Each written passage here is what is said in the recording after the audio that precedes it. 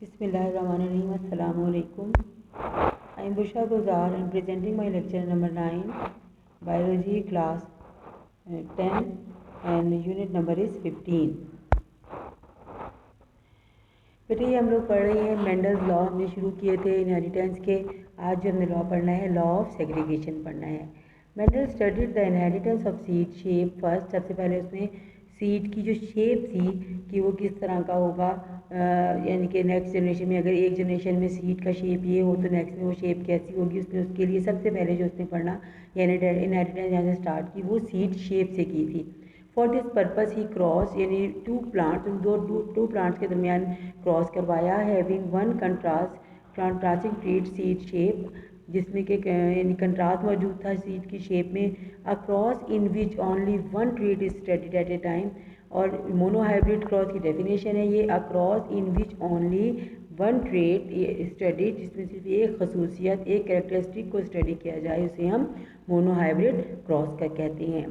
Mendel crossed trait, Mendel ने cross किया trait को। ब्रीडिंग जो थी, अब देखिए ये इसमें मौजूद है, इसमें राउंड थे, येलो थे, पर्पल, ब्राउन, येलो, पर्पल, ये इसके कलर थे। शेप कौन सी थी, या तो राउंड थी या रिंकल थी। सबसे पहले उसने इस कैरेक्टरिस्टिक को स्टडी किया। उसके बाद उसने क्या किया, उसने मेंडल ने क्रॉस किया अ true breeding round seeded plant. True breeding यानी जिसकी पिछले नस्ल में कोई भी प्लांट रिंकल सीड नहीं था, उसे ट्रू ब्रीड कहते हैं। जिसकी नस्ल में कोई भी यानी उसके अंदर ये एक ट्रेट जो है ये कहीं ना कहीं रिसेसिव फॉर्म में मौजूद नहीं थी।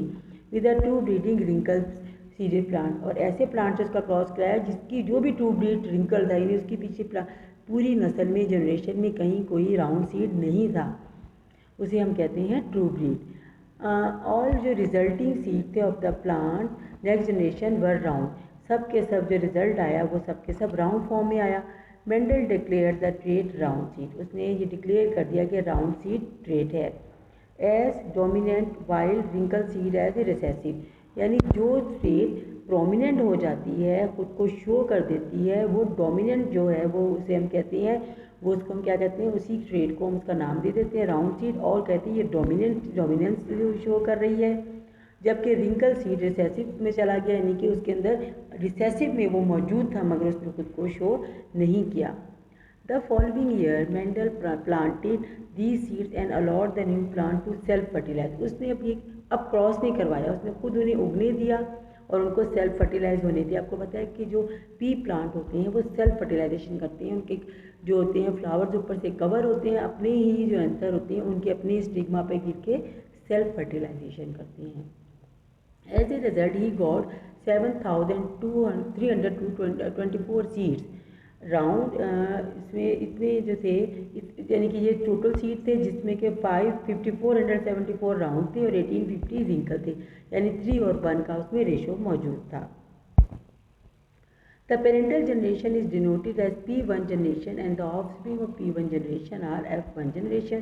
अब उसने पेरेंटल को देखें, ये क्या है, पेरेंटल जनरेशन से F1 जनरेशन आई है, पेरेंटल से F1 आई है, एंड द ऑफस्प्रिंग जो थे उसने उनको किससे फर्स्ट फिलीरियल में उसने उनका नाम दिया कि राउंड और रिंकल का उसने क्रॉस कराया तो क्या आया था, हमने पढ़ा तमाम राउंड आए। उसने कहा कि इसमें राउंड डोमिनेंस है और जो रिंकल थे वो रिसेसिव हो गए हैं, यानी कि उनकी जो ट्रेट थी उन्होंने खुद को शो नहीं किया।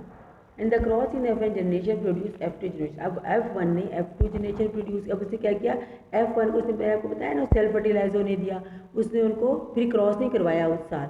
जब F1 खुद F1 से इस बने तो राउंड की समझे, राउंड में जो वो थी जनरेशन उसमें 75% राउंड थे और 25% रिंकल थे, 27% रिंकल आए सीड।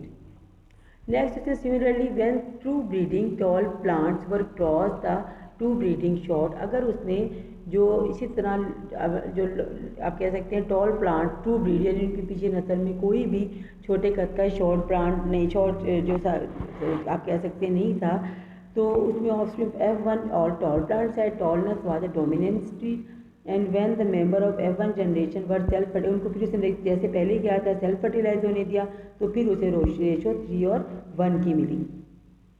राउंड और रिंकल के गैमीट से उन्होंने F1 जनरेशन गैमीट बनाए, F1 जनरेशन दी। ये देखें आर आर, ये स्मॉलर आर आर जो कहते हैं ट्रू ब्रीडिंग को, R R true breeding round है, और स्मॉल आर में रिसेसिव रिंकल हैं, यानी कि उन्होंने खुद की अपनी ट्रीट को वो रिसेसिव कर दिया टॉल जो आर थे उन्होंने। असल में ट्रू या उसकी असल में जो थी आप कह सकते हैं उसकी असल है, ओरिजिनल है, वो है राउंड, और जो उसकी इसीलिए डोमिनेंसी शो कर रही थी।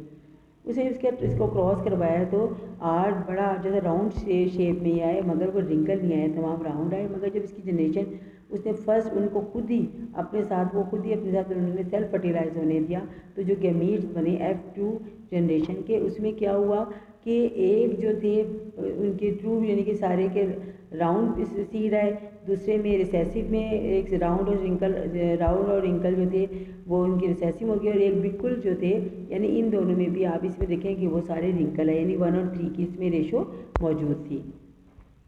Mendel concluded that the traits under the study were controlled by discrete यानी कि सेपरेट जो है डिफरेंट जो है सेप्टर जो हैं आप कहते हैं सेपरेबल फैक्टर जिन्हें कि सेपरेट कर सकता है जीन्स को, वो उसके ज़रिए वो जो आप कह सकते हैं कंट्रोल होती हैं, कंट्रोल कुदरत इनको करती है। The genes are present in pair, organism में जीन पेयर की मौजूदगी में होती हैं, और during gamete formation the genes alleles of each pair segregate for each other and each gamete recessive one gene from the pair।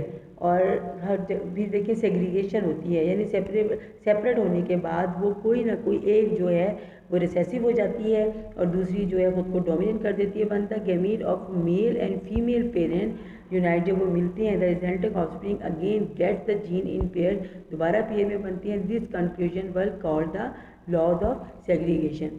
क्या है बेटे, इसमें आपको समझ आ गई होगी कि जब भी उसने इसको स्टडी किया तो उसने देखा कि कुछ फैक्टर्स हैं जीन के अपनी ट्रेट शो करने को कंट्रोल करते हैं, और हर ऑर्गेनिज्म में जीन्स चूँकि पेयर में होती हैं, और जब पेयर बनते हैं अगर उसमें कोई ऐसी चीज़ जो असल में उसकी ट्रू ट्रेट आप कह सकते हैं वो हो, तो जीन अलील जो होती है या जीन अपने आप को इसकी ट्रेट वही शो करती है जो डोमिनेंट हो जाए, वही अपने आप को शो नहीं देती है। रिसेसिव अगर मौजूद होती है ऐसी चीज़ जो है बस के रिंकल और हम राउंड कह रहे थे, अगर रिंकल और राउंड दोनों आर उसके अंदर मौजूद हों तो जो स्मॉल आर है वो कभी भी शो नहीं होगा, यानी रिंकल मौजूद नहीं होगा। अगर बड़ा आर मौजूद है तो राउंड ही अपने आप को डोमिनेट करेगा। हाँ, उस सूरत में जो रिंकल सीड हैं छोटे लोअर केस में जो छोटे आर दोनों आ जाएँ, अगर दोनों साइड से अगर छोटे आर आएँ यानी दोनों छोटे आर वाली इकट्ठी होकर जीन्स बनाएँ, सेम साइड से क्रोमोसोम एक जैसे आ जाए, दोनों स्मॉल रिंगल सीड के आ जाए, तभी वो अपने आप को शो करेंगे, अदरवाइज उनकी वो ट्रेट शो ही नहीं होगी। इसे हम लॉग सेग्रीगेशन कहते हैं। ये बेटे आपको होमवर्क है जो आपने अपने नीट ड्रॉ उस पर करना है, अपनी नोटबुक पे रजिस्टर पे करना है प्रॉपर, इसका अपने टेबल थ्रू ड्रॉ करना है और इसकी जनरेशन को शो करना है, क्रॉस को शो करना है, ताकि आपका काम कंप्लीट हो और लर्न भी करिएगा।